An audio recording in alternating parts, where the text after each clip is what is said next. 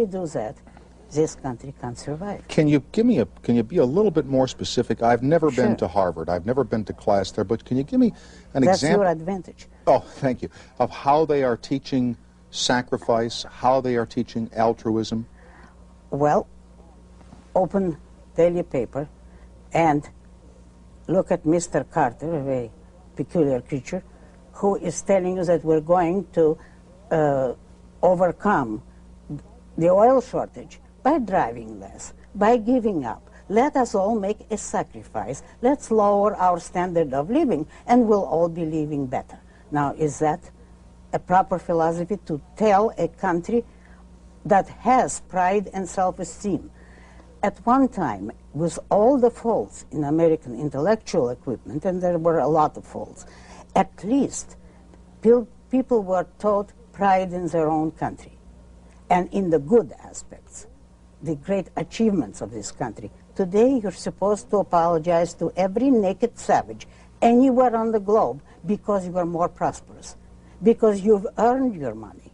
You have to feel guilty and apologize for it, while he hasn't and doesn't intend to learn from you. He just wants your money. That's what we're being taught.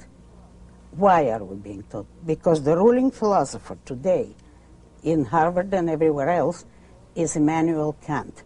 And that's the real villain of our age. It's not Karl Marx. You mean he's the one, huh? He is the one. Kant is the one. Okay. It's not Karl Marx, and it's not even religion. So I do not approve of religion, as you know.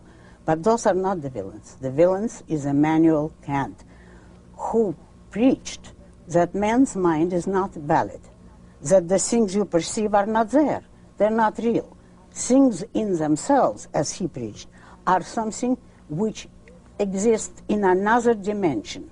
Your world is only phenomenal, as he called it, and then there is this noumenal world which you cannot perceive in any way whatever, and that noumenal world is the true reality.